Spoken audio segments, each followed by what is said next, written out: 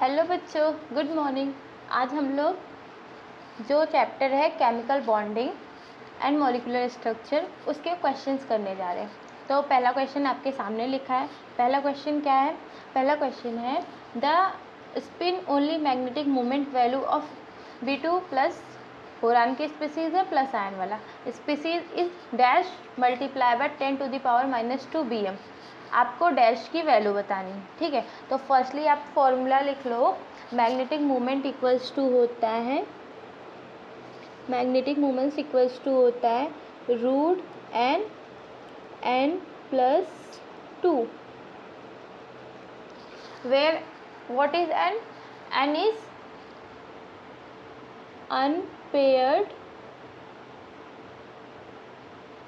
Unpaired electrons. n क्या है? n है अनपेयर्ड इलेक्ट्रॉन्स, ठीक है। आप सबसे पहले अनपेयर्ड इलेक्ट्रॉन कैसे निकालते हैं? तो इसके लिए हमको क्या करने पड़ेगा, B+2 का जो होगा बोरान की जो स्पीसीज है उसका क्या करना पड़ेगा, उसका हमको इलेक्ट्रॉनिक कॉन्फ़िगरेशन करना पड़ेगा अकॉर्डिंग टू MOT के अकॉर्डिंग इलेक्ट्रॉनिक कॉन्फ़िगरेशन कैसा किया जाता है? पहले उसमें लिखे जाते हैं बॉन्डेड इलेक्ट्रॉन, फिर नॉन बॉन्डेड इलेक्ट्रॉन, पहले बॉन्डेड फिर नॉन बॉन्डेड, ठीक है। तो अब MOT के अकॉर्डिंग हम इसका इलेक्ट्रॉनिक कॉन्फ़िगरेशन करते हैं। तो टोटल नंबर्स ऑफ इलेक्ट्रॉन, एक बोरान में कितने इलेक्ट्रॉन्स होते हैं? एक बोरान में होते हैं 5 इलेक्ट्रॉन्स। एक बोरान में 5 इलेक्ट्रॉन्स होते हैं, तो 2 बोरान में कितने हो जाएंगे? 10 है और प्लस है, तो मतलब total number of electrons is 9। Total number of electron is 9, ठीक है। V2 प्लस में टोटल नंबर ऑफ इलेक्ट्रॉन्स 9 होंगे, क्योंकि 2 बोरान में 10 इलेक्ट्रॉन्स हो जाएंगे और एक प्लस है तो एक इलेक्ट्रॉन निकला होगा, तो V2 प्लस में total number of electrons is 9। अब 9 का इलेक्ट्रॉनिक कॉन्फ़िगरेशन करना है, कैसे? According to MOT। अब MOT के अकॉर्डिंग इलेक्ट्रॉनिक कॉन्फ़िगरेशन कैसे किया जाता है? पहले क्या रहेगा इसमें, sigma 1s2 comma sigma star 1s2। Sigma 1s2 क्या है? आपका बॉन्डेड इलेक्ट्रॉन है। सिग्मा स्टार 1s2 क्या है? आपका एंटी बॉन्डेड इलेक्ट्रॉन है। फिर उसके बाद सिग्मा 2s2, फिर sigma star 2s2। Sigma 2s2 हो गया आपका बॉन्डेड इलेक्ट्रॉन और सिग्मा 2 स्टार हो गया आपका एंटी बॉन्डेड इलेक्ट्रॉन।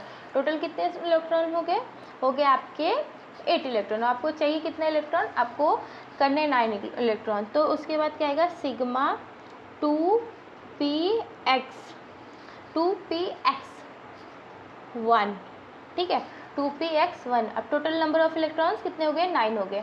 और n क्या है? n है अनपेयर्ड इलेक्ट्रॉन। n जो है अनपेयर्ड इलेक्ट्रॉन है, तो आपको वैल्यू क्या आ जाएगी? n जो है अनपेयर्ड इलेक्ट्रॉन है, तो अनपेयर्ड इलेक्ट्रॉन कितना है? 1, रूट में 1 और 1+2 इक्वल्स टू 2 + 1 = 1 और 2 + 1 = 3। 3 × 1 = 3 × 1 = √3। और √3 की वैल्यू क्या दी गई है आपको? √3 की वैल्यू दी गई है 1.73। √3 की वैल्यू 1.73 दी गई है, ठीक है। बट आपके आंसर क्या आ रहा है? आपका आंसर है डैश मल्टीप्लाई बाय 10⁻⁻²। तो अगर 1.273 को 10⁻⁻² के पावर में लिखना होगा तो ये हो जाएगा 173। तो आपका जो डैश है उसकी वैल्यू क्या आ जाएगी? 173। इसको ये लिख सकते ना, 1.73 multiply by 100 and divided by 100। अब 100 से मल्टीप्लाई करेंगे तो ये 173 हो जाएगा और ये जो 100 है वो पर माइनस के पावर में चला जाएगा। तो जो डैश की वैल्यू है वो कितनी आ जाएगी? वो आ जाएगी 173, ठीक है। डैश की वैल्यू 173 और 173 आपका क्या हो जाएगा? आंसर हो जाएगा। तो डैश की वैल्यू 173 और 173 आपका आंसर हो जाएगा। पहले से एक बार क्वेश्चन देखते हैं।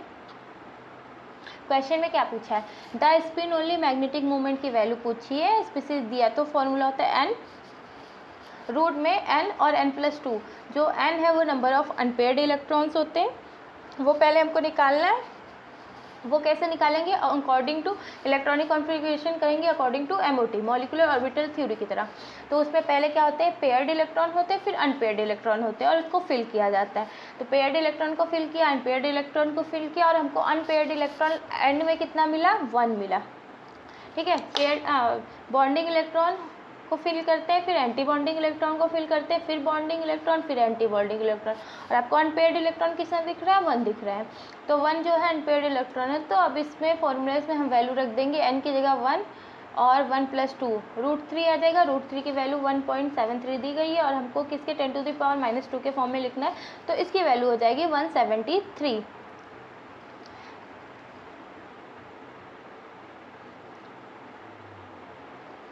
ओके, अगला क्वेश्चन देखो।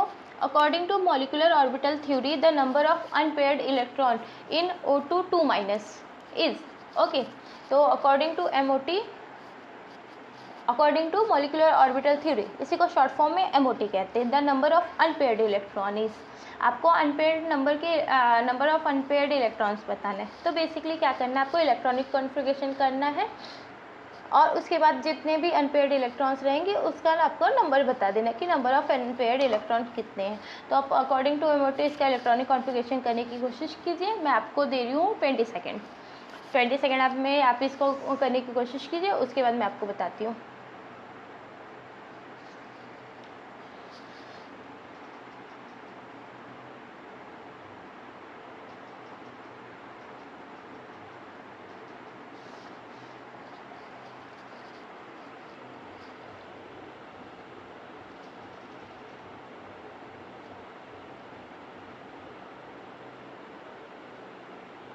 ओके, तो फर्स्टली मॉलिक्यूलर ऑर्बिटल थ्योरी के अकॉर्डिंग मैं आपको पहले इलेक्ट्रॉनिक कॉन्फ़िगरेशन बता देती हूँ, क्योंकि आपको इस चैप्टर में बहुत काम आएगा। हालांकि मैंने एक बार आप लोगों को बताया चैप्टर पढ़ाते हुए, बट जो इन लोगों को नहीं बताया था, तो उनके लिए मैं according to molecular orbital theory आपको इलेक्ट्रॉनिक कॉन्फ़िगरेशन बता देती हूँ। ठीक है, तो मॉलिक्यूलर ऑर्बिटल थ्योरी के अकॉर्डिंग इलेक्ट्रॉनिक कॉन्फ़िगरेशन कैसा होता है, उसमें इलेक्ट्रॉन्स होते हैं, आधे बॉन्डिंग में भाग लेते हैं, आधे बॉन्डिंग में भाग नहीं लेते। तो जो बॉन्डिंग में भाग लेते हैं उनको हम बोलते हैं बॉन्डिंग इलेक्ट्रॉन, और जो बॉन्डिंग में भाग नहीं लेते उनको हम बोलते हैं एंटी बॉन्डिंग इलेक्ट्रॉन। तो फिर पहले हम क्या फिल करते हैं, बॉन्डिंग इलेक्ट्रॉन, फिर एंटी बॉन्डिंग इलेक्ट्रॉन फिल करते रहते हैं। अभी डिपेंड कैसे पे करता है, डिपेंड करता है ऑर्बिटल पर। एस में कितने ऑर्बिटल्स होते हैं,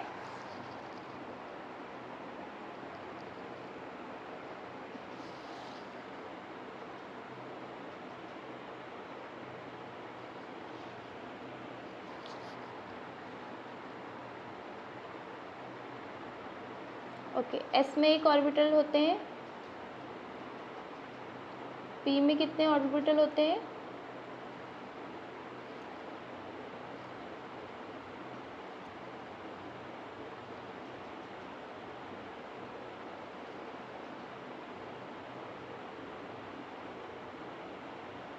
पी में होते हैं 2 ऑर्बिटल्स,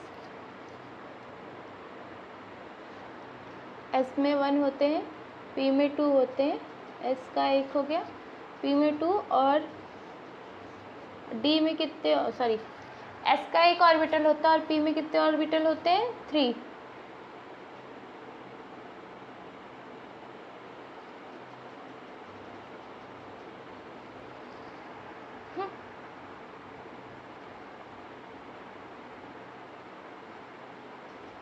ओके, हमने ऑर्बिटल बना लिए। एस का 1 ऑर्बिटल होता है और पी में कितने ऑर्बिटल होते हैं, 3 ऑर्बिटल होते हैं।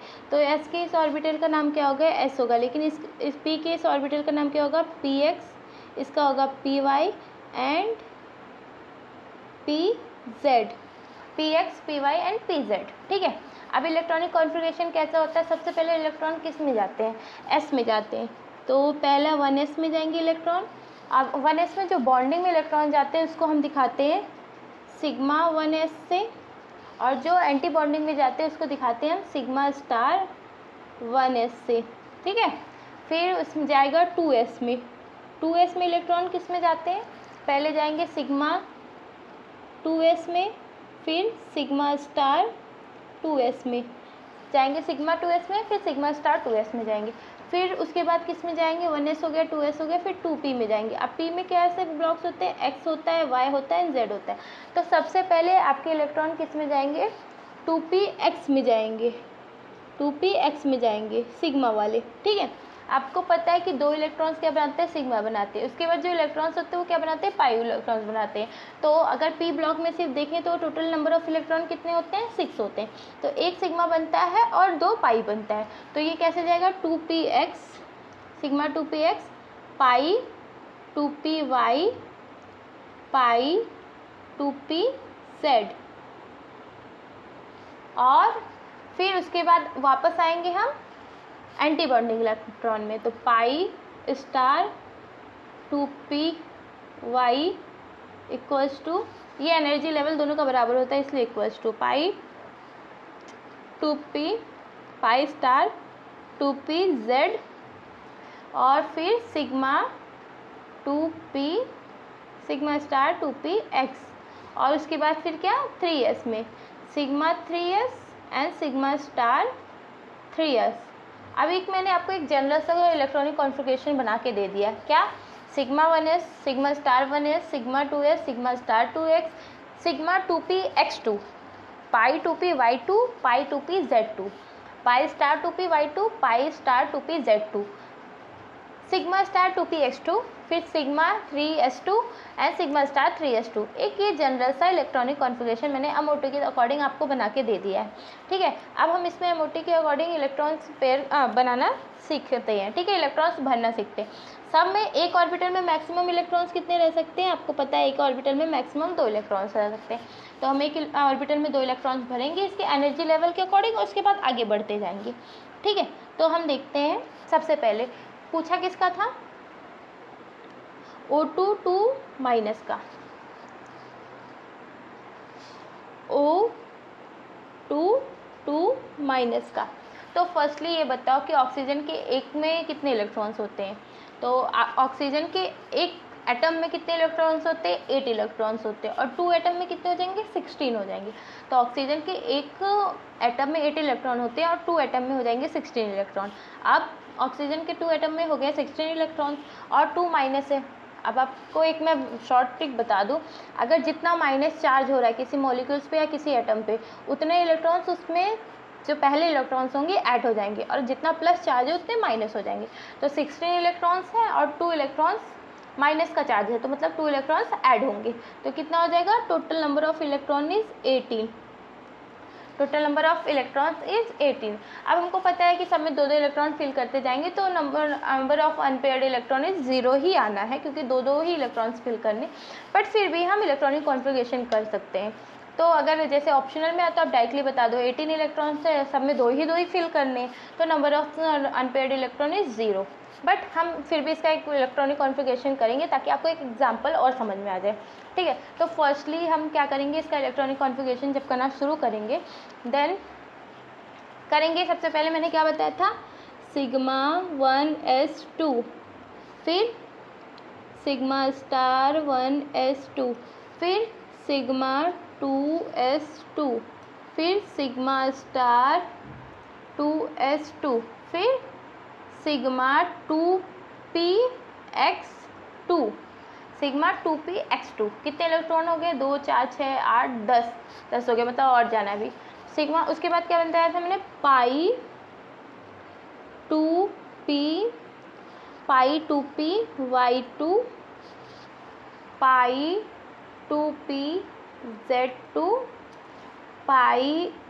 Star 2py2 pi star 2pz2। अब देखते कितने इलेक्ट्रॉन हो गए, 10 12 14 15 16 17 18, तो 18 इलेक्ट्रॉन हो गए। और लास्ट इलेक्ट्रॉन कहाँ गया, sigma star pi star 2pz2 में। मैंने बताया ना, जहाँ पर स्टार है वो कैसे इलेक्ट्रॉन है, वो एंटी बॉन्डिंग इलेक्ट्रॉन है, और जहाँ पर स्टार नहीं है वो कैसे है, वो बॉन्डिंग इलेक्ट्रॉन है, ठीक है। तो लास्ट इलेक्ट्रॉन कहाँ गया, पाई स्टार 2pz2 में गया। मतलब इसमें कोई भी आपको अनपेयर्ड इलेक्ट्रॉन दिख रहा है या कोई सिंगल इलेक्ट्रॉन दिख रहा है, नहीं दिख रहा है। तो number of unpaired electron is, number of unpaired electron is 0, number of unpaired electron is 0, okay. Hopes आप लोगों को क्वेश्चन समझ में आया। एमओटी के अकॉर्डिंग इलेक्ट्रॉनिक कॉन्फ़िगरेशन कर लीजिएगा, उसके बाद नंबर ऑफ अनपेयर्ड इलेक्ट्रॉन बता दीजिएगा, ठीक है। हालांकि इलेक्ट्रॉनिक कॉन्फ़िगरेशन एमओटी के अकॉर्डिंग किया जाता है बॉन्ड लेंथ बताने के लिए, बट फिलहाल आप इसका यूज़ कर सकते हैं। यहाँ पर आपकी बॉन्ड लेंथ निकालने के लिए भी एमओटी के इलेक्ट्रॉनिक कॉन्फ़िगरेशन का यूज़ होता है, ठीक है। एमओटी क्या है, बेसिकली मॉलिक्यूलर ऑर्बिटल थ्योरी। उसमें मॉलिक्यूल्स का इलेक्ट्रॉनिक कॉन्फ़िगरेशन किया जाता है, क्योंकि मॉलिक्यूल्स के सारे जो इलेक्ट्रॉन्स होते हैं वो बॉन्डिंग में भाग नहीं लेते, आधे भाग लेते हैं, आधे नहीं भाग लेते। तो इसमें इसका इलेक्ट्रॉनिक कॉन्फ़िगरेशन किया जाता है, जिसमें बताया जाता है कि कितने इलेक्ट्रॉन बॉन्डिंग है, कितने इलेक्ट्रॉन एंटी बॉन्डिंग है। फॉर एग्जाम्पल अभी हम जो देख रहे हैं इसमें आपको मुझे बताना हो कि बॉन्डिंग इलेक्ट्रॉन कौन से हैं, तो मैं बताऊँगी इसमें बॉन्डिंग इलेक्ट्रॉन्स, ये बॉन्डिंग इलेक्ट्रॉन्स है, ये नहीं है, ये बॉन्डिंग इलेक्ट्रॉन्स है, ये नहीं है, ये बॉन्डिंग इलेक्ट्रॉन्स है, ये भी बॉन्डिंग इलेक्ट्रॉन्स है, ये भी बॉन्डिंग इलेक्ट्रॉन्स है, ये बॉन्डिंग इलेक्ट्रॉन नहीं है और ये नहीं है। जो है वो रेड पेन से कर दिया, जो नहीं है उसको हम कर देते हैं पर्पल से। ये नहीं है, ये नहीं है, ये नहीं है और ये नहीं है। तो अब फिर से हम अपना ब्लैक कलर ले लेते हैं, ठीक है। अब बताओ बॉन्डिंग इलेक्ट्रॉन्स कितने हो गए, 2, 4, 6, 8 एंड 10। बॉन्डिंग इलेक्ट्रॉन कितने हो गए, 10 हो गए। और एंटी बॉन्डिंग इलेक्ट्रॉन कितने हो गए, 2, 4, 6 एंड 8। एंटी बॉन्डिंग इलेक्ट्रॉन कितने हो गए, 8 हो गए, ठीक है। और यही जो बॉन्डिंग इलेक्ट्रॉन्स होते हैं, bonding electrons NB minus Na जो होता है एंटी बॉन्डिंग इलेक्ट्रॉन्स होता है अपॉन 2 होता है, ये बॉन्ड एंगल के बराबर होता है, ठीक है, सॉरी बॉन्ड लेंथ के बराबर होता है। तो 2/2 हो जाएगा इक्वल्स टू 1। तो अगर O2 माइनस का बॉन्ड लेंथ पूछा जाए तो कितना होता है, 1 होता है, ठीक है। आई होप सो आप लोगों को बॉन्ड लेंथ थोड़ा सा समझ में आया हो। फिर मैंने आप लोगों को बहुत सारे एग्जांपल बताए थे, इसमें तो मैंने वैसे यूँ ही बता दिया। आगे क्वेश्चंस होंगे बॉन्ड लेंथ के तो मैं आपको बता दूंगी, और नहीं होंगे तो मैं आपको कुछ क्वेश्चंस उसके करा दूंगी। बट अभी फिलहाल आपको क्या बताना था, अनपेयर्ड इलेक्ट्रॉन। अनपेयर्ड इलेक्ट्रॉन के अकॉर्डिंग एमओटी के अकॉर्डिंग आपको इलेक्ट्रॉनिक कॉन्फ़िगरेशन करना था और आपको अनपेयर्ड इलेक्ट्रॉन्स बता देने थे, ठीक है। इसमें अनपेयर्ड इलेक्ट्रॉन्स कितने हैं, 0 है।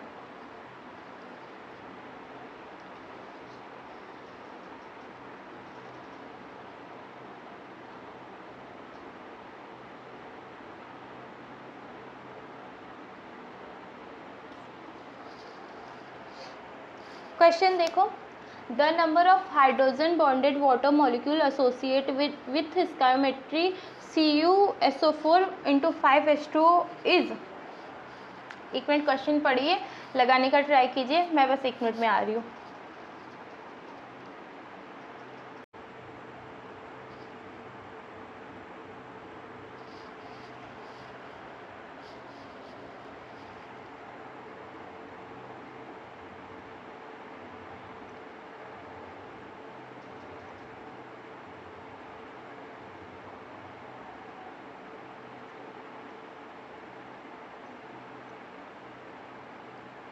ओके, तो the number of hydrogen bonded water molecules, इसमें बताना है कि अगर स्टोइकोमेट्री है CuSO4 और H2O में तो हाइड्रोजन बॉन्डेड वाटर मॉलिक्यूल्स कितने हैं, ठीक है। तो फर्स्टली तो हाइड्रोजन बॉन्डेड वाटर मॉलिक्यूल्स ढूंढने के लिए आपको क्या करना पड़ेगा, इसका कंप्लीट स्ट्रक्चर बनाना पड़ेगा। कंप्लीट स्ट्रक्चर मतलब ये क्या होगा, बेसिकली देखो यहाँ पर होगा Cu2+ एंड SO4 2-। CuSO4 किससे बना होगा, Cu2+ एंड SO4 2- से बना होगा। अब ये 4 वाटर मॉलिक्यूल्स जो होंगे Cu के पास होंगे, Cu2+ water molecules. Water molecules कैसे, इसको इलेक्ट्रॉन पेयर देगा oxygen, O hydrogen and hydrogen, एक हो गया।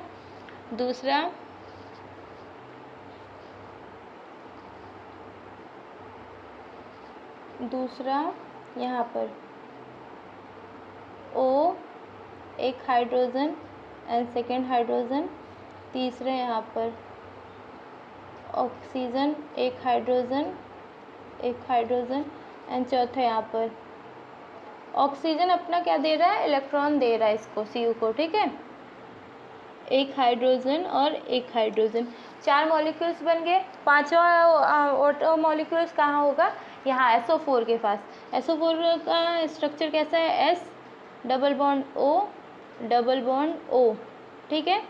अब यहाँ पर क्या बनेगा, सिंगल बॉन्ड O बनेगा जिस पे एक माइनस चार्ज होगा, और सिंगल बॉन्ड O बनेगा जिस पे एक माइनस चार्ज होगा, ठीक है। ये 2- इसका इसी ऑक्सीजन पर होगा। अब यहाँ पर H2O के एक मॉलिक्यूल्स और होंगे, H2O के मॉलिक्यूल्स, ये किससे जुड़े होंगे, आपस में ऐसे बॉन्डिंग से जुड़े होंगे, और यहाँ पर ये एक वीक बॉन्ड बना देते हैं, ठीक है, ये वीक बॉन्ड हो गया। अब इसमें बताना है कि हाइड्रोजन बॉन्डेड वाटर मॉलिक्यूल्स कितने हैं, ठीक है। अब आपको पता है कि हाइड्रोजन बॉन्ड कौन बनाता है, वो हाइड्रोजन बनाते हैं जो किसी मोर इलेक्ट्रोनेगेटिव एलिमेंट के साथ जुड़े हैं और किसी मोर इलेक्ट्रोनेगेटिव एलिमेंट के साथ एक बॉन्ड बना लेते हैं। तो ये वाला हाइड्रोजन जो इस ऑक्सीजन के साथ जुड़ा है, तो यहाँ पर एक ये हाइड्रोजन बॉन्ड, एक हाइड्रोजन बॉन्ड, तो यहाँ पर कितने वाटर मॉलिक्यूल्स यहाँ पर आ रहे हैं, ये कितने वाटर मॉलिक्यूल्स यहाँ पर आ रहे हैं, 1, तो 1 इज आंसर, ठीक है, 1 इज आंसर। कितने hydrogen bonded water molecule associate होंगे, 1, ठीक है। फिर से एक बार इस चीज़ को कंफर्म कर लेते हैं।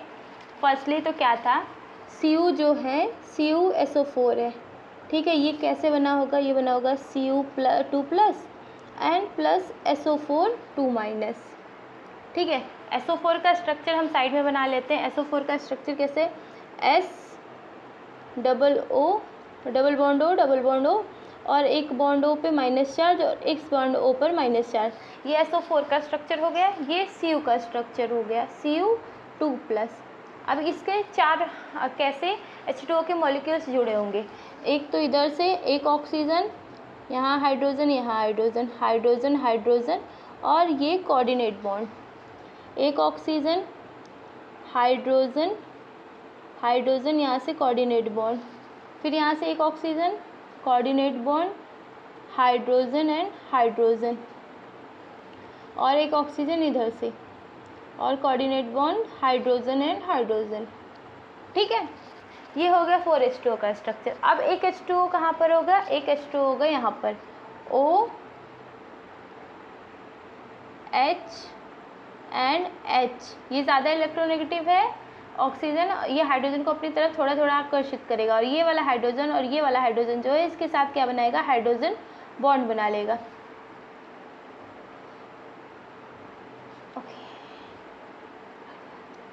ये जो है ये हमारा बेसिकली क्या है, हाइड्रोजन बॉन्ड है, ये जो है ये हाइड्रोजन बॉन्ड है, और ये एक वाटर मॉलिक्यूल जो होता है इसमें हाइड्रोजन बॉन्ड शो करता है, एक वाटर मॉलिक्यूल, ठीक है। यहाँ पर ये जुड़े होंगे दोनों, और ये जो होगा ये हाइड्रोजन बॉन्ड होगा, और ये कितने मॉलिक्यूल वाटर मॉलिक्यूल शो करते हैं, 1, तो इसलिए इसका आंसर क्या हो जाएगा, 1 हो जाएगा, ठीक है। ये CuSO4 × 5H2O का स्ट्रक्चर है, इसका स्काइमेट्रिक जो है स्काइमेट्रिक कांस्टेंट जो है वो 1 हो जाएगा, इसमें 1 हाइड्रोजन बॉन्डेड H2O मॉलिक्यूल्स होंगे, या 1 हाइड्रोजन बॉन्डेड वाटर मॉलिक्यूल्स होंगे, ठीक है। The next question is the number of species having non pyramidal same among the following, इसमें से कौन सी ऐसी स्पीसीज है जो पिरामिडल शेप नहीं है, ठीक है।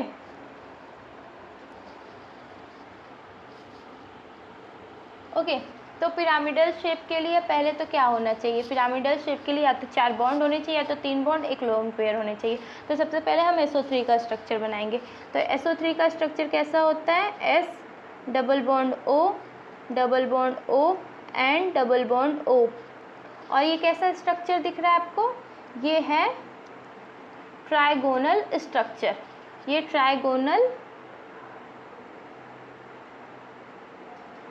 ट्राइगोनल प्लैनर स्ट्रक्चर है, ठीक है। तो ये कैसा है, ये नॉन पिरामिडल है। दूसरा NO3- पे आ जाते हैं। NO3- का स्ट्रक्चर कैसा होगा, एक nitrogen, double bond oxygen,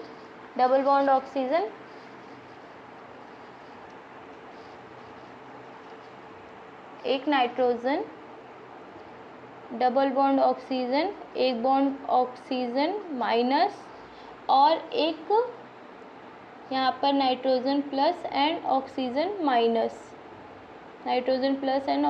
minus, ये क्या है, ये है NO3 1- का स्ट्रक्चर, ठीक है, NO3 1- का स्ट्रक्चर, ओके। या फिर इस स्ट्रक्चर को मैं और क्लियर बना देती हूँ, आप लोगों को ये थोड़ा कॉम्प्लिकेटेड लग रहा होगा, तो मैं आपको सही स्ट्रक्चर बना के देती हूँ। एक और, जैसे नाइट्रोजन है, ठीक है, अब ये 2 बॉन्ड यहाँ पर ओ से बना लिया, 2 बॉन्ड वहाँ से ओ बना लिया, 1 बॉन्ड यहाँ से ओ बना लिया, ओ की वैलेंसी ऑक्सीजन की पूरी नहीं हो तो 1 माइनस चार्ज। ये भी कैसा स्ट्रक्चर, सेम SO3 जैसा स्ट्रक्चर दिख रहा है, मतलब ये भी कैसा है, ट्राइगोनल प्लानर स्ट्रक्चर है। और इसमें से बताना है the number of species having non pyramidal shape, तो ये दोनों का पिरामिडल शेप नहीं है। अब अगला आते हैं हम PCl3 पर। फास्फोरस के आउटर सेल में कितने इलेक्ट्रॉन्स होते हैं, 5 इलेक्ट्रॉन्स होते हैं। तो P जो है 3 क्लोरीन के साथ बॉन्ड बना लेगा, Cl Cl एंड Cl, और यहाँ पर इसका 1 इलेक्ट्रॉन पेयर हो जाएगा, ठीक है, सॉरी 1 लोन पेयर हो जाएगा, ये इसका 1 लोन पेयर हो गया। अब ये स्ट्रक्चर कैसा है, ये है पिरामिडल स्ट्रक्चर। तो जो PCl3 है वो क्या शो करता है, वो पिरामिडल स्ट्रक्चर शो करता है। आपको पता है अगर बॉन्ड पेयर और लोन पेयर है तो उसमें रिफ्लेक्शन होता है, सबसे ज़्यादा रिफ्लेक्शन होता है लोन पेयर में। अगर 2 लोन पेयर साथ में है तो उसमें सबसे ज़्यादा रिफ्लेक्शन होगा, दोनों एक दूसरे को दूर धक्का मारेंगे। उसके बाद होता है लोन पेयर बॉन्ड पेयर में, लोन पेयर बॉन्ड पेयर में, और उसके बाद होता है बॉन्ड पेयर में। तो आप कह सकते हैं सबसे कम रिफ्लेक्शन जो होता है वो बॉन्ड पेयर में होता है। लोन पेयर में सबसे ज़्यादा रिफ्लेक्शन होता है, लोन पेयर बॉन्ड पेयर में उससे कम रिफ्लेक्शन होता है, और बॉन्ड पेयर में सबसे कम रिफ्लेक्शन होता है, ठीक है। तो आपको ये क्लियर हो गया होगा। तो इसमें ये जो है PCl5 ये पिरामिडल शेप है, ओके, ठीक है। उसके बाद CO3 2- पे आते हैं। CO3 2- का स्ट्रक्चर बनाते हैं नेक्स्ट पेज पर, ठीक है। CO3 CO3 कार्बन की देखो 4 वैलेंसी शो करता है, CO3 2- का स्ट्रक्चर बना लिया। और ये कैसा है, ये भी प्लानर है, ट्राइगोनल प्लानर स्ट्रक्चर। देखो ये भी स्ट्रक्चर कैसा है, ट्राइगोनल प्लानर स्ट्रक्चर। तो सिर्फ PCl3 जो है वो कैसा स्ट्रक्चर है, बायपिरामिडल स्ट्रक्चर है। बाकी सारे जो पिरामिडल स्ट्रक्चर है, बाकी सारे जो है ट्राइगोनल प्लानर वो स्ट्रक्चर है, ठीक है। तो इसमें कौन सा सही इसमें आप कौन सा number of species having non pyramidal shape among the following, तो SO3 has, NO3 1- has and CO3 2- also has non pyramidal shape, ठीक है, हैज़ नॉन पिरामिडल शेप। उसके बाद क्वेश्चन नंबर आते हैं हम अगले पर। AB3 is an inter halogen T shaped molecules. The number of lone pair of electron on A is, आपको बताना है AB3 एक इंटर हैलोजन है, T shaped molecules है, ठीक है, T shaped molecules है। और आपको number of lone pair of electrons बताना है, ठीक है, आपको number of lone pairs of electrons बताना है, ओके। अब देखो जो है इंटर हैलोजेंस है, इंटर हैलोजेंस मतलब ये क्या हो सकता है, ये नाइट्रोजन ग्रुप का एलिमेंट हो सकता है, ठीक है। और ये कैसे है, ट्राइगोनल है, तो सॉरी T शेप्ड है। तो T शेप्ड कैसे होते हैं, सपोज ए है, सॉरी सपोज ये A है, तो यहाँ पर क्या होगा, यहाँ पर B होगा, यहाँ पर B होगा एंड यहाँ पर B होगा। सॉरी हाँ, ये इंटर हैलोजेंस है या फिर हैलोजेंस है। हैलोजन के आउटर सेल में कितने इलेक्ट्रॉन्स होते हैं, हैलोजन के आउटर सेल में 7 इलेक्ट्रॉन्स होते हैं। जैसे क्लोरीन हो गया, फ्लोरीन हो गया, इन सब के आउटर सेल में कितने होते हैं, 7 इलेक्ट्रॉन्स होते हैं। अब 7 में से 3 बॉन्डिंग हो गए तो बच्चे कितने, 4 इलेक्ट्रॉन। तो 4 इलेक्ट्रॉन्स क्या होंगे, इसके लोन पेयर होंगे। तो इसमें कितने लोन पेयर होंगे, इसमें होंगे 2 लोन पेयर, ठीक है। इंटर हैलोजन मीन्स हैलोजन सी जो होंगे। तो हैलोजन के आउटर सेल में 7 इलेक्ट्रॉन्स होते हैं और ये टी शेप्ड बना रहा है, तो यहाँ पर इसके कितने लोन पेयर होंगे, इसमें होंगे बेसिकली 2 लोन पेयर। तो the number of electron on A is the number of lone pair of electrons. Lone pair के इलेक्ट्रॉन्स कितने होंगे, 4 होंगे, और लोन पेयर कितने होंगे, 2 होंगे। लोन पेयर 2 होंगे, लोन पेयर के इलेक्ट्रॉन्स कितने होंगे, 4 होंगे। एक लोन पेयर पे 2 इलेक्ट्रॉन्स होते हैं, तो लोन पेयर के इलेक्ट्रॉन्स कितने होंगे, 4 होंगे, और लोन पेयर कितने होंगे, 2 होंगे, ओके।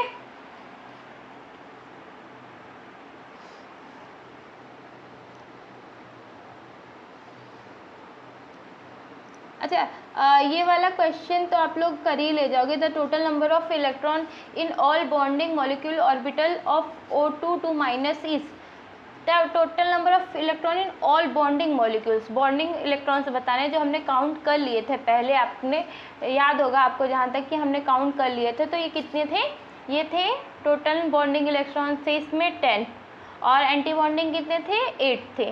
टोटल इलेक्ट्रॉन्स कितने थे 18 थे। तो 10 जो थे वो बॉन्डिंग इलेक्ट्रॉन्स थे। ये हमने पहले ही अभी थोड़ी देर पहले ही किया है, तो यहाँ आप लोगों को याद होगा O2 2 माइनस का नंबर ऑफ बॉन्डिंग इलेक्ट्रॉन्स जो होते हैं कितने होते हैं 10 होते हैं।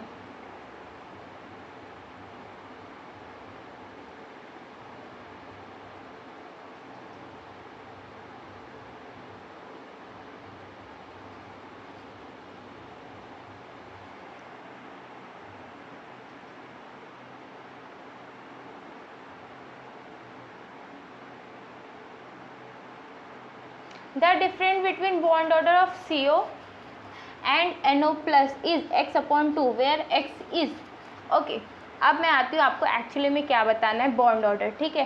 सॉरी हाँ मेरे मुँह से इससे पहले अगर बॉन्ड लेंथ निकल गई हो, it is bond order okay. मैंने आप लोगों को पहले बताया बॉन्ड ऑर्डर कैसे कैलकुलेट करते हैं। बॉन्ड ऑर्डर कैलकुलेट करते हैं, bond order equals to number of non bonding number of bonding electrons minus number of anti bonding electrons upon 2। Number of bonding electrons minus number of anti bonding electrons upon 2। अब CO का bond order कितना होगा, CO का bond order of CO carbon के outer cell में bond order निकालने के लिए सबसे पहले इलेक्ट्रॉनिक कॉन्फ़िगरेशन करना पड़ेगा अकॉर्डिंग टू MOT। तो CO कार्बन के आउटर सेल में कितने इलेक्ट्रॉन्स होते हैं 6 और ऑक्सीजन के कितने होते हैं 8। तो 6 से कितना होगा 14। तो total number of electron is 14। Electronic configuration करेंगे तो क्या हो जाएगा सिग्मा 1s2 सिग्मा स्टार। जब मैं ये बोल रही हूँ तो आप लोग भी साथ में बोलते रहिए, sigma star 1s2 sigma 2s2 sigma star 2s2 sigma 2px2 sigma 2px2 sigma pi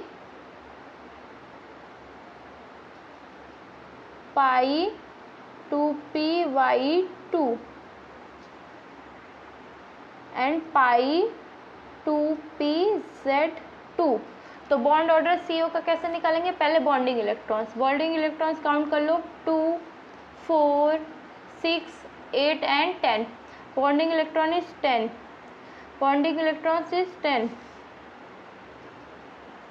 and anti bonding electron is 2 and 4।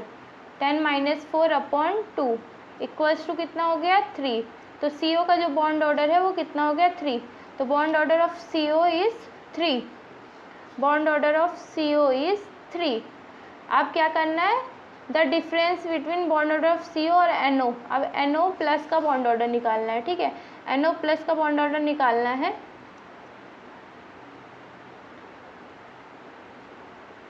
Okay. तो NO प्लस का बॉन्ड ऑर्डर निकालेंगे हम NO प्लस। नाइट्रोजन के आउटर सेल में कितने इलेक्ट्रॉन्स NO प्लस। नाइट्रोजन के outer cell में कितने इलेक्ट्रॉन 7। ऑक्सीजन के आउटर सेल में कितने इलेक्ट्रॉन 8। और 8 और 7 कितने होते हैं 8 7 होते हैं 15 और एक प्लस है तो एक कम करना मतलब 14। तो इसके भी टोटल नंबर ऑफ इलेक्ट्रॉन 14 होंगे और इसका भी इलेक्ट्रॉनिक इसमें 1s sigma 1s2 sigma star 1s2 sigma 2s2 sigma star same electronic configuration and same bond order is 3। तो bond order of CO minus bond order of NO equals to x upon 2 और ये दोनों कितना है 0 equals to x upon 2। तो x equals to 0। x क्या है x की वैल्यू क्या है 0 है। x इक्वल्स टू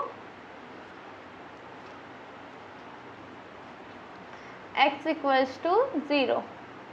x की वैल्यू भी क्या आ गई 0 आ गई।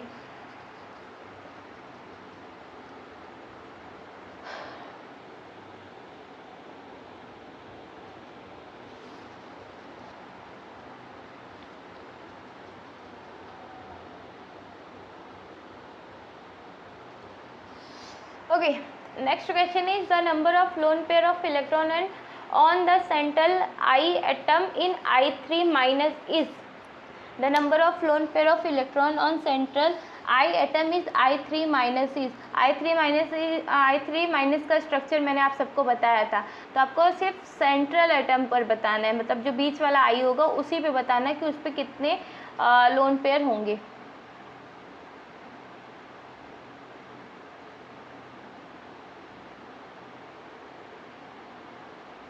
सेंट्रल एटम पे आपको लोन पेयर बताना है।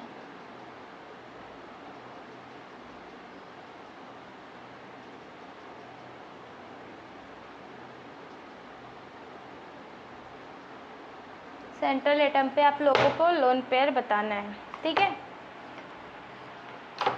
आप लोग उसको बताओ 1 मिनट।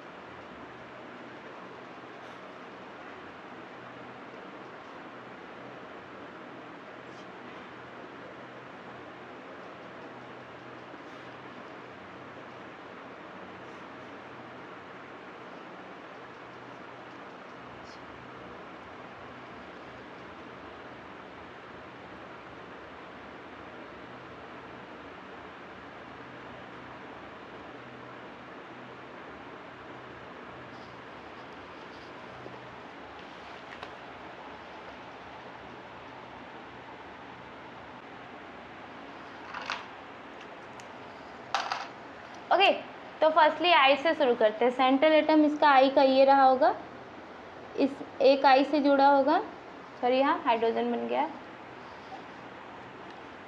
एक आई से जुड़ा होगा और ये दूसरे आई से जुड़ा होगा, ठीक है। अब सेंट्रल एटम पे कितने लोन पेयर होंगे? 1 electron, 2 electron, 3 electron, 4 electron, 5 electron and 6 electrons. इस पर कितने electrons? 1 electron, 2 electron, 3 electron, 4 electron, 5 electron, 6 electron. इस पर भी 1 electron, 2 electron, 3 electron, 4 electron, 5 electron and 6 electron. और टोटल का चार्ज कितना आएगा? माइनस चार्ज, मतलब माइनस जो चार्ज है वो फिलहाल इस आई पर होगा, इस आई पर माइनस चार्ज होगा, क्योंकि इसके इलेक्ट्रॉन कितने होंगे इसके आउटर सेल में? 2, 4, 6, 7, 8, ठीक है, 7, 8, मतलब इसके पास 1 इलेक्ट्रॉन एक्स्ट्रा होगा। ये 2 इलेक्ट्रॉन इसके 2, 4, 6, 7, 8 एंड 9 इलेक्ट्रॉन्स इसके आउटर सेल में हो जाएंगे, मतलब इस आई पर एक माइनस चार्ज हो जाएगा और ये इसका इलेक्ट्रॉनिक कॉन्फ़िगरेशन हो जाएगा। I3 के इस पर जो इलेक्ट्रॉनिक कॉन्फ़िगरेशन होगा, इस पर 3 लोन पेयर होंगे और 2 आई से वो सिंगल बॉन्ड बनाएगा, ठीक है। तो इसमें किसका लोन पेयर पूछा? Lone pair of electron central I is 1, 2 and 3। Lone pair कितने हैं? 3 है। सेंट्रल आई पे लोन पेयर्स कितने हैं? 3 है।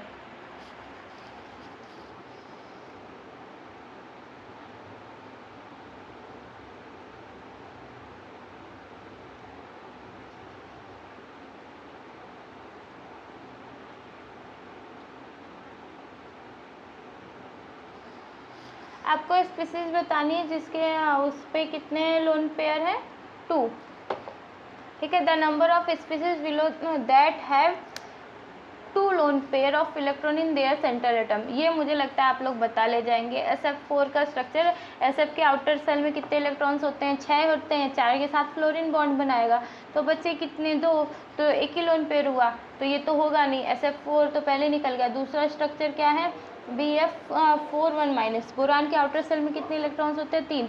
3 फ्लोरीन के साथ बना और 1 फ्लोरीन उसके साथ माइनसली कनेक्ट हुआ, तो इसके आउटर सेल में इलेक्ट्रॉन्स ही नहीं बचेंगे, सॉरी आउटर सेल के सेंट्रल एटम में इलेक्ट्रॉन्स ही नहीं बचेंगे, तो ये एक भी क्या बनाएगा? लोन पेयर नहीं बचाएगा। स्ट्रक्चर बना के भी आपको जल्दी दिखा देती हूँ। फर्स्टली S4 में सल्फर के आउटर सेल में कितने इलेक्ट्रॉन्स? सल्फर के आउटर सेल में होंगे 6 electrons. Number of lone pair is 1। Sulphur के आउटर सेल में 6 electron, number of lone pair is 1। BF4 के आउटर सेल में 3 इलेक्ट्रॉन्स के साथ पहले फ्लोरीन के साथ बॉन्ड बना लेता है, इसके आउटर सेल में एक भी इलेक्ट्रॉन नहीं है, एक फ्लोरीन माइनस चार्ज के साथ इस पर आता है और इस पर एक माइनस चार्ज लग जाता है, तो इस पर भी एक भी लोन पेयर बचेंगे नहीं। ये 2 स्ट्रक्चर हो गया। Third structure is third structure is Cl. Third structure is Cl. Cl के आउटर सेल में 7 इलेक्ट्रॉन्स. Cl F के साथ कितना बनाएगा? 1 2 3. 3 निकल गया, कितने बचे? 2 electrons, 2 lone pair, 1 lone pair and 2 lone pair. तो ClF3 में 2 लोन पेयर है. ठीक है, इसमें है ClF3 में है. अगला है AsF3. आर्सेनिक के आउटर सेल में कितने इलेक्ट्रॉन्स होते हैं? आर्सेनिक के आउटर सेल में होते हैं 5 इलेक्ट्रॉन्स. ठीक है, नाइट्रोजन फैमिली का एलिमेंट है, 5 इलेक्ट्रॉन होंगे. आर्सेनिक के आउटर सेल में 3 बॉन्ड बना लेगा, बचेगा कितना? 1 लोन पेयर. तो आर्सेनिक का structure AS 1F 2F 3F and 1 lone pair. तो आर्सेनिक नहीं है. PCl5 जो होगा, PCl5 जो होगा,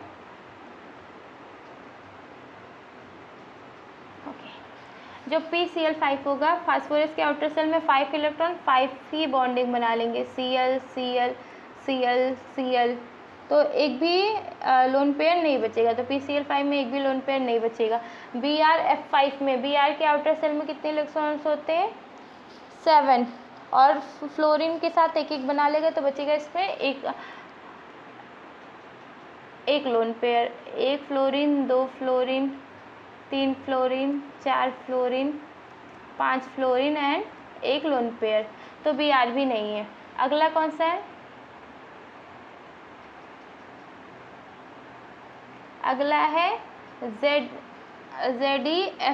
XeF4. Xe मतलब जेनॉन. जेनॉन के आउटर सेल में कितने इलेक्ट्रॉन्स? 8. 8 का 4 बॉन्ड बना ले रहा, तो कितने बचेंगे? 4. तो इसके आउटर सेल में होंगे 2 इलेक्ट्रॉन्स. इसके आउटर सेल में 2 लोन पेयर्स होंगे. Xe 1 2 3 4 फ्लोरीन के साथ ऐड हो जाएगा और इसमें 2 लोन पेयर बच जाएंगे. तो इसके अंदर 2 लोन पेयर होंगे. ZeF4 में 2 लोन पेयर होंगे और SF6 में, S के आउटर कोर्स में 7 इलेक्ट्रॉन्स, 1 2 3 4 5 6 इलेक्ट्रॉन्स. तो 6 के साथ फ्लोरीन के साथ बॉन्डिंग बना लेगा. तो यहाँ पर कितने ऐसे एलिमेंट हैं जिनके आउटर सेल में 2 लोन पेयर हैं? तो यहाँ पर 2 ऐसे एलिमेंट है. एक ClF3 है and second one is XeF4. ठीक है.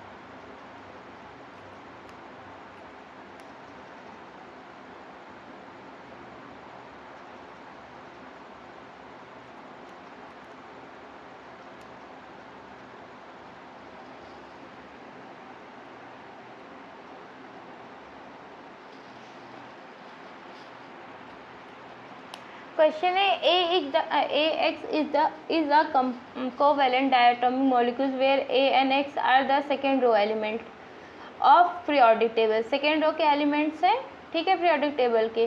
Based on molecular orbital theory the bond order of AX is 2.5. तो bond order of AX is 2.5 है. तो बॉन्ड ऑर्डर इक्वल्स टू क्या होता है? Bond order equals to NB minus NA upon 2. तो bond order कितना होगा? NB कितना है? 2.5 है. 2.5 मल्टीप्लाई बाई 2 मतलब 5.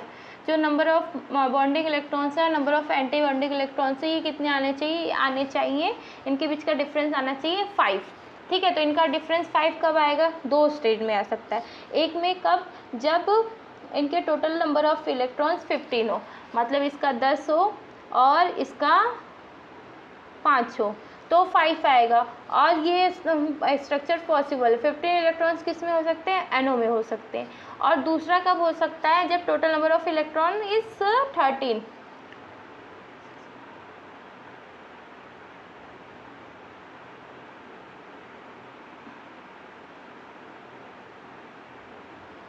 ओके, दूसरा स्ट्रक्चर किस में हो सकता है, 13 में हो सकता है। 13 में कैसे, अगर एक का इलेक्ट्रॉन 7 हो और दूसरे एक का 13 और दूसरे का 7 हो, तब भी आपका स्ट्रक्चर आ सकता है, बट वो पॉसिबल नहीं है किसी भी न्यूट्रल अलग ऐसे कंपाउंड के लिए। तो यहाँ पर ये कंपाउंड कौन सा होगा, NO होगा।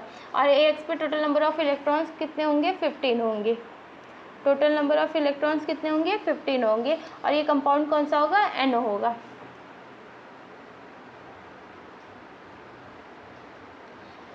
Among the following, the number of halide which is are inert to hydrolysis, इसमें से बताना है कौन सा ऐसा हैलाइड है जो इनर्ट हाइड्रोलिसिस में इनर्ट है, ठीक है। या फिर कौन सा जो है, जो ऐसा है जो हाइड्रोलिसिस को शो कर रहा है, कंप्लीट शो कर रहा है, या फिर उसको पार्शियली शो कर रहा है। तो BF3 क्या है, ये पार्शियली हाइड्रोलिसिस शो करेगा। तो BF3 show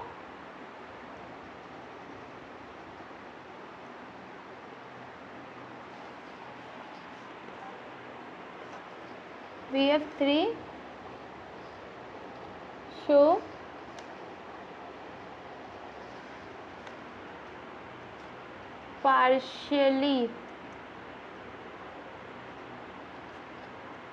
hydrolysis।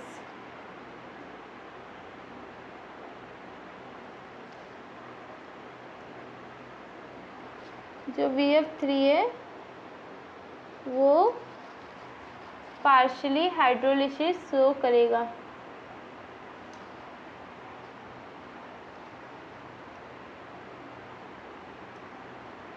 Show partially hydrolysis.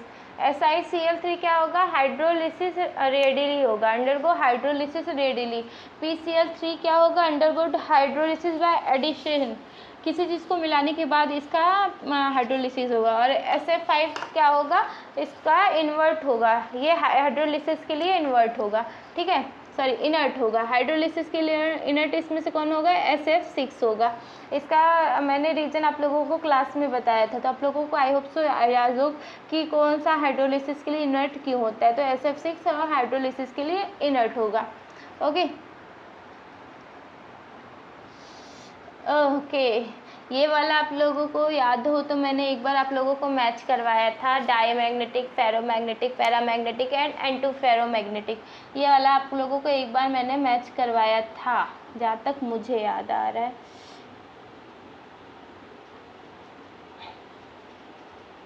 आप लोग एक बार मैच करने को इसको ट्राई करो।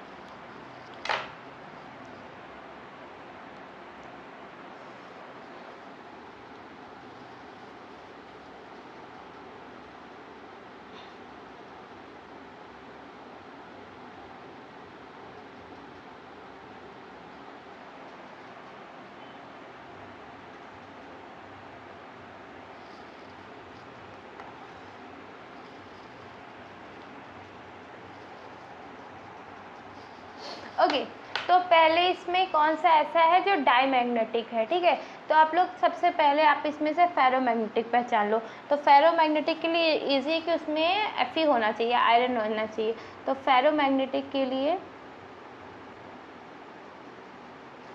ओके, तो फेरोमैग्नेटिकली आयरन होना चाहिए, और इसमें आपको फेरोमैग्नेटिक साफ साफ दिख रहा है, कौन सा है, ये वाला, ठीक है। फेरोमैग्नेटिक आपको दिख रहा है कि कौन सा है फेरोमैग्नेटिक, बी वाला कौन सा है, बी का फोर्थ है, बी का फोर्थ है फेरोमैग्नेटिक, ठीक है। और दूसरा आपको देखना है एंटी फेरोमैग्नेटिक। एंटी फेरोमैग्नेटिक कौन सा होता है, एंटी फेरोमैग्नेटिक है ए वाला, ठीक है। एंटी फेरोमैग्नेटिक इज ए वाला, MnO is anti ferromagnetic. Ferromagnetic मतलब जो किसकी तरफ वो अट्रैक्ट हो, आयरन की तरफ, तो फेरोमैग्नेटिक है। और जो आयरन की तरफ नहीं अट्रैक्ट हो रहा वो एंटी फेरोमैग्नेटिक है। डायामैग्नेटिक कौन सा है इसमें, डायामैग्नेटिक है NaCl। Diamagnetic is NaCl। And कौन सा बचा है, पैरामैग्नेटिक बचा O2, ठीक है। तो इसका ये मैच कैसे होगा, ये तो बड़ा गंदा सा स्ट्रक्चर दिख रहा है, मैं इसको मिटा देती हूँ, फिर से देखते हैं। तो जो डायामैग्नेटिक है वो है NaCl, जो है फेरोमैग्नेटिक वो कौन सा है, Fe3O4, फिर पैरामैग्नेटिक है O2, और एंटी फेरोमैग्नेटिक है MnO।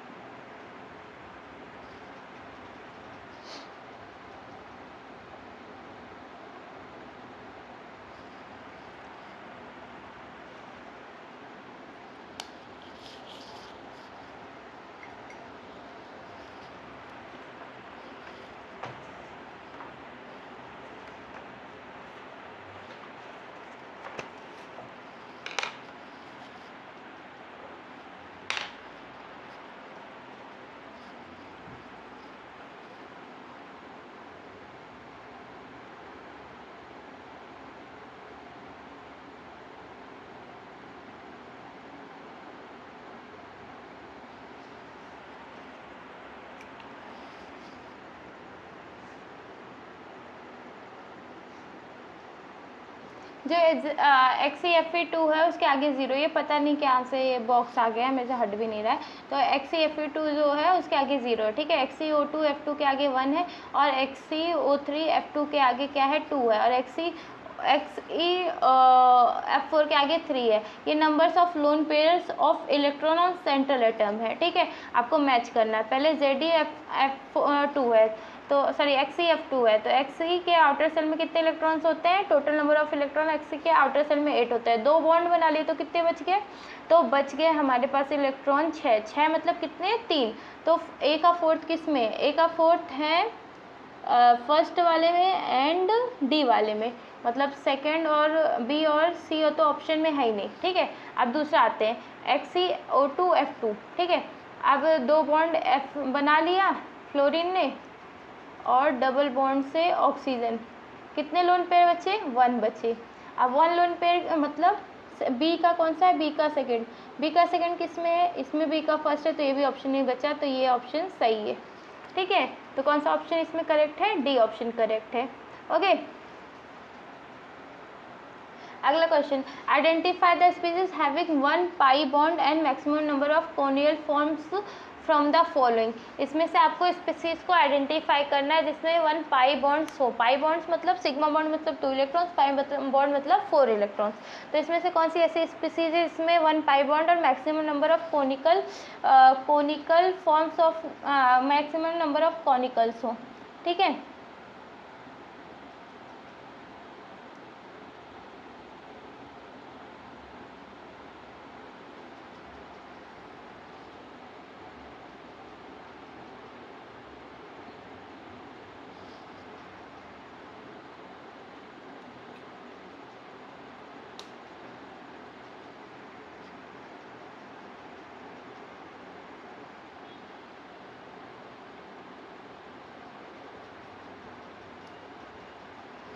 ठीक है।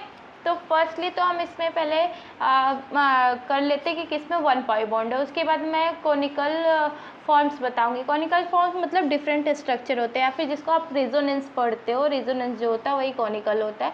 तो फर्स्टली हम इसमें 1 पाई बॉन्ड देख लेते हैं। तो SO3 का स्ट्रक्चर क्या है? SO3 का structure 1 pi bond, 2 pi bond, 3 pi bond. तो ये हमारे में नहीं है, चलो इसको हटा देते हैं। इसमें कितने पाई बॉन्ड्स हो जाएंगे? 1 pi bond, 2 pi bond, 3 pi bond, 3 pi bond and 3 sigma bond. तो SO3 तो पहला ही ऑप्शन कट गया। दूसरा है ऑप्शन O2 का। O2 में कितने बॉन्ड्स? 1 सिग्मा 1 पाई। तो इसको रहने देते क्योंकि इसमें 1 पाई बॉन्ड तो है ही। SO2 में फिर वही 2 पाई बॉन्ड, तो SO2 भी हमारे ऑप्शन से हट गया। अब CO3 2 माइनस, CO3 2 माइनस का स्ट्रक्चर बनाते हैं। C double bond O1 minus O1 minus. अब बताओ O2 और CO3 2 माइनस में किसके ज़्यादा स्ट्रक्चर होंगे? ऑफकोर्स CO3 O2 माइनस के होंगे। कितने स्ट्रक्चर होंगे? 3 स्ट्रक्चर होंगे। और स्ट्रक्चर बनाने मैंने आपको सिखाया, इसका रेजोनेंस भी बताया। तो इसका आंसर कौन सा हो जाएगा? CO3 2 minus. ठीक है, CO3 2 माइनस। कॉनिकल्स मीन्स क्या होता है? कॉनिकल्स मीन्स होता है रेजोनेंस स्ट्रक्चर। ठीक है, होप सो अभी तक आप लोगों को सारा समझ में आया हो। और क्वेश्चंस की प्रैक्टिस कंटिन्यू जारी रखिए। आप लोग क्वेश्चंस की प्रैक्टिस करते रहिए, और जो क्वेश्चंस ना आए आप लोग उसको ग्रुप में मुझे बता देना कि आपको ये क्वेश्चंस नहीं आ रहा है, और मैं ट्राई करूँगी बेटर वीडियोस को और भी बेटर करने के लिए। तो आप लोग बस इसको पढ़ते रहिए और तैयारी भी करते रहिए। Okay, bye.